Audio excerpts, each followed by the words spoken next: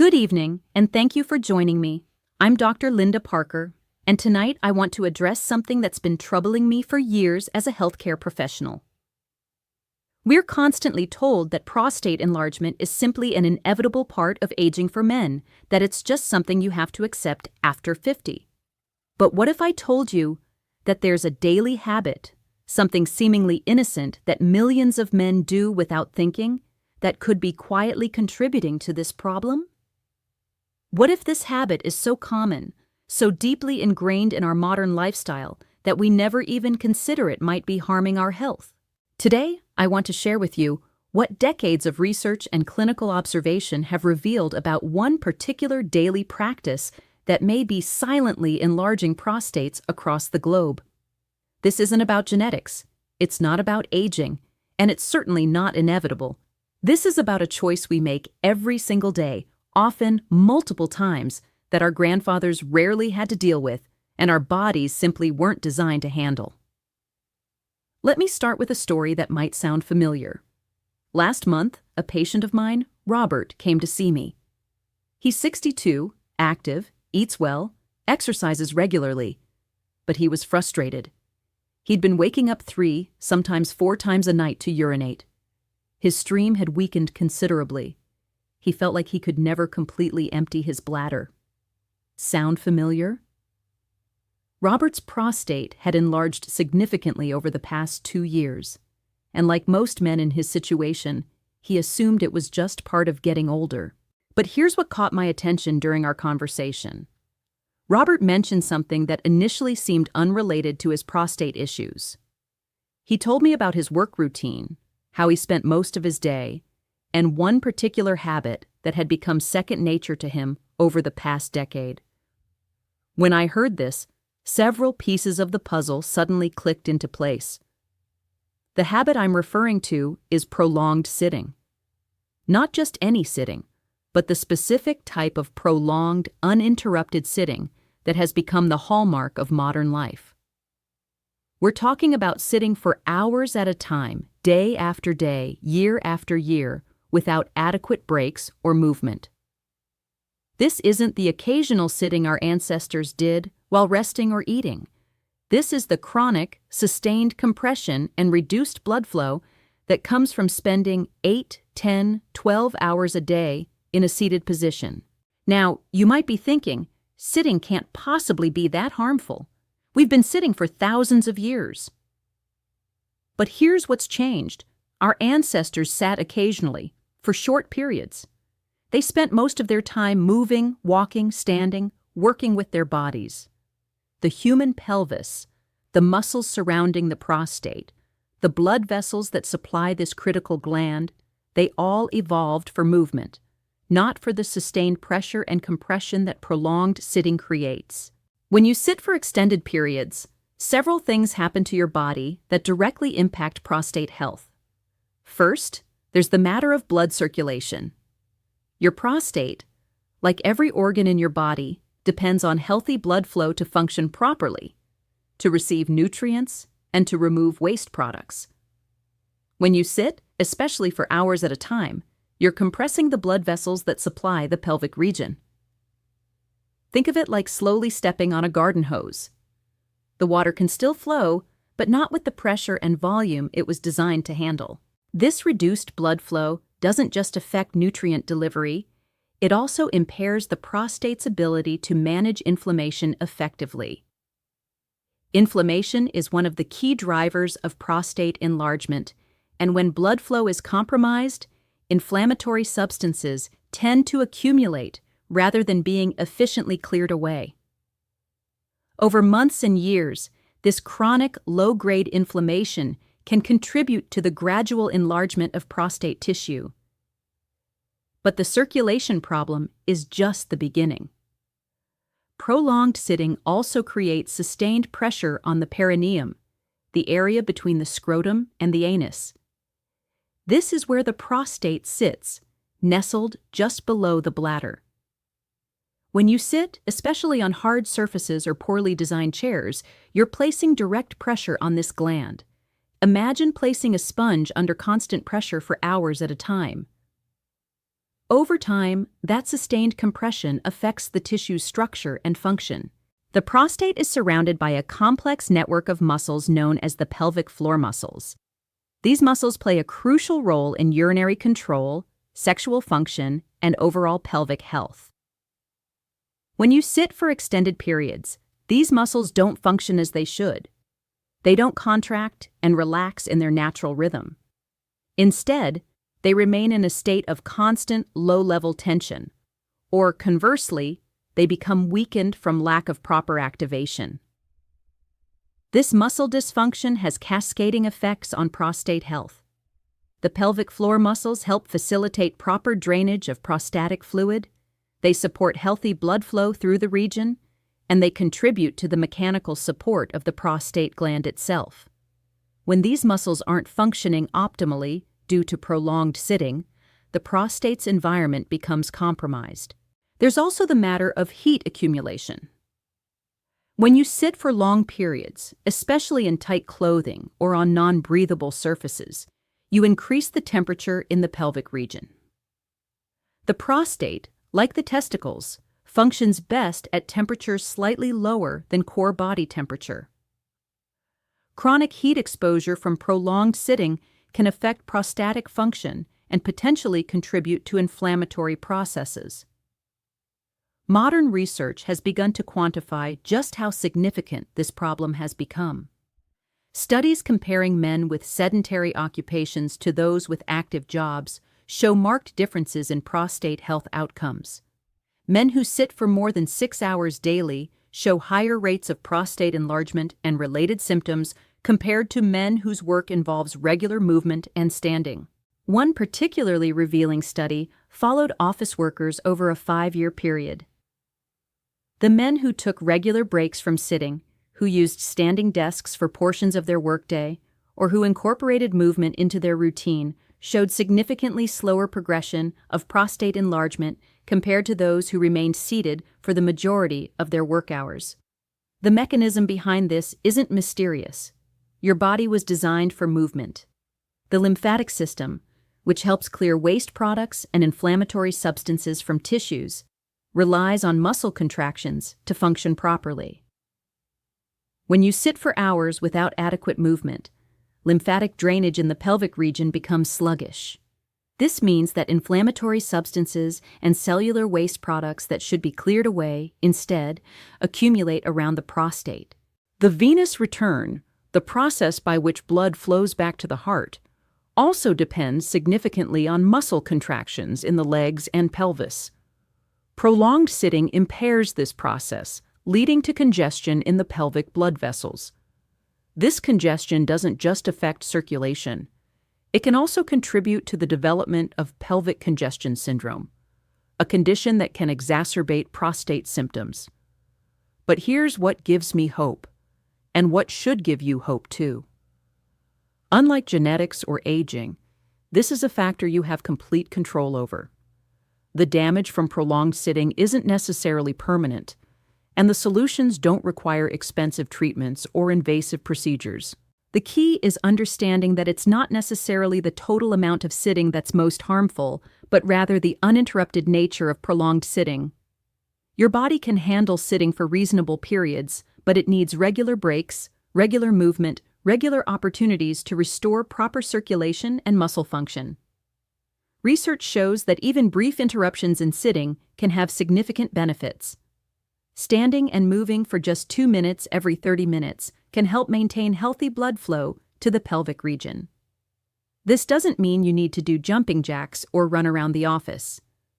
Simple standing, walking to the water cooler, doing a few gentle stretches, or even just shifting your weight from foot to foot can help restore circulation and relieve pressure on the prostate. The type of chair you use matters enormously.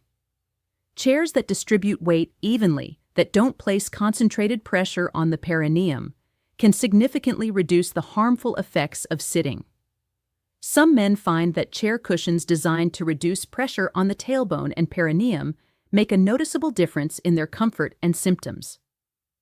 Standing desks have gained popularity in recent years, and for good reason.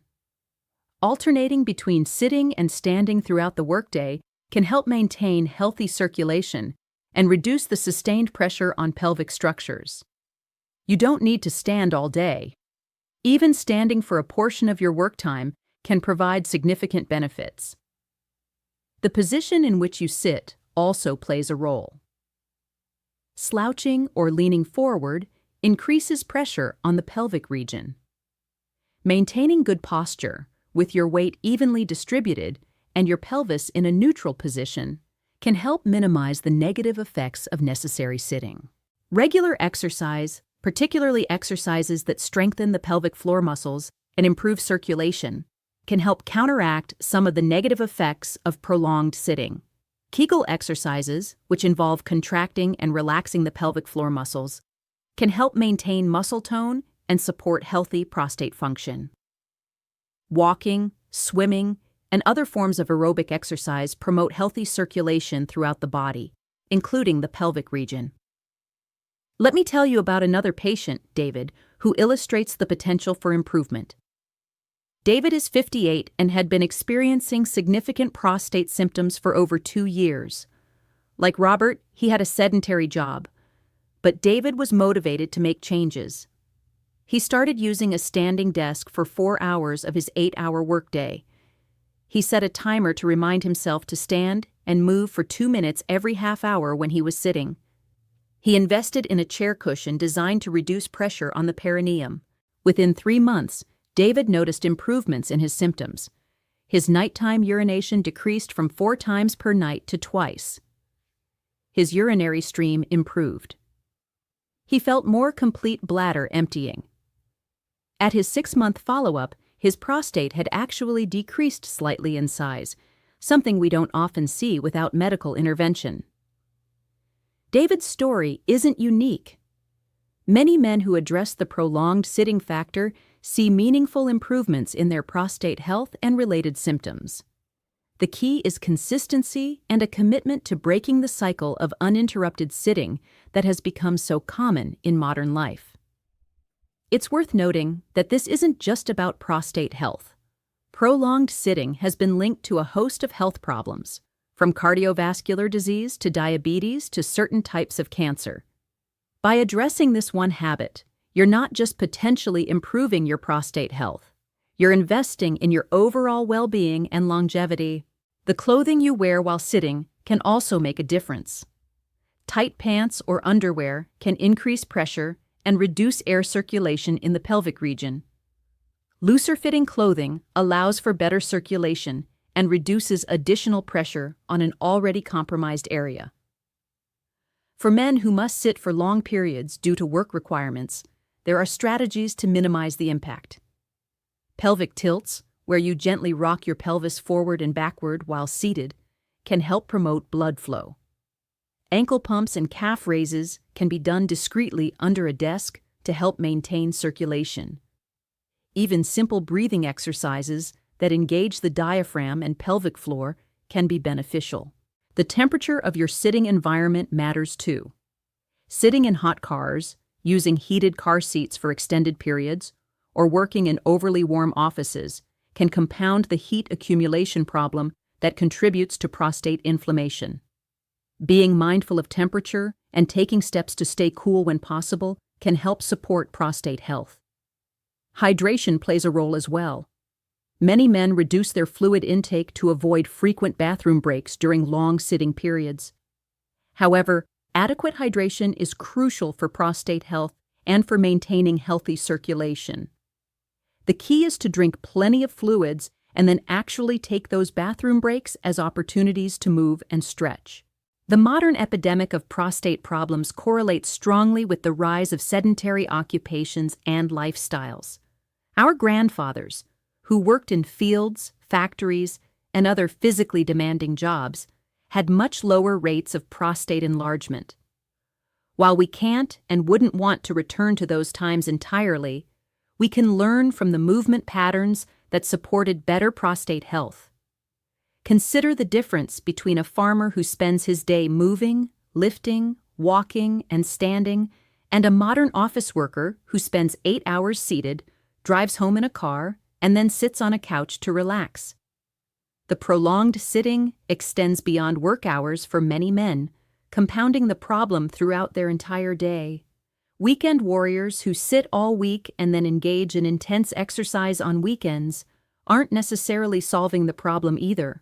While exercise is beneficial, it's the daily pattern of movement and breaks from sitting that most directly impacts prostate health. Some men find that yoga or stretching routines specifically targeting the hips and pelvic region help counteract the effects of prolonged sitting.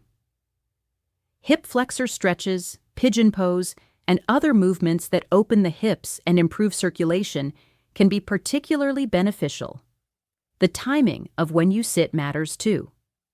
Sitting immediately after meals, when blood flow is already being directed toward digestion, can compound circulation problems. Taking a short walk after meals, even if you must return to sitting afterward, can help maintain better blood flow patterns. For those who travel frequently, whether for business or pleasure, the prolonged sitting in cars, trains, and airplanes presents particular challenges, making a conscious effort to get up and move during flights, stopping frequently during long car trips, and doing simple exercises in hotel rooms can help minimize the impact of travel-related prolonged sitting. The psychological aspect shouldn't be overlooked either.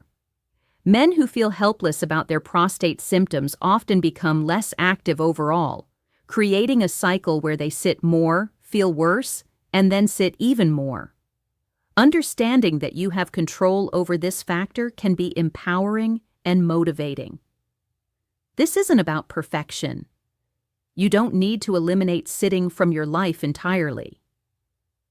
Modern life requires some sitting, and that's perfectly normal and healthy. This is about awareness, about breaking the pattern of uninterrupted, prolonged sitting that has become so common. The goal is to develop a new relationship with sitting, one where you're mindful of the time spent in this position and proactive about taking breaks, changing positions, and incorporating movement throughout your day. Small changes, implemented consistently over time, can lead to significant improvements in prostate health and overall well-being. As we conclude, I want you to remember that prostate health is not predetermined by age alone. While some changes are natural and expected as we get older, the degree and speed of those changes can be influenced by our daily choices. The daily habit of prolonged, uninterrupted sitting is one factor that you have complete control over. Tomorrow, I encourage you to pay attention to your sitting patterns. Notice how long you sit without breaks. Consider simple strategies to interrupt prolonged sitting. Stand during phone calls, walk while thinking through problems, take the stairs instead of elevators when possible.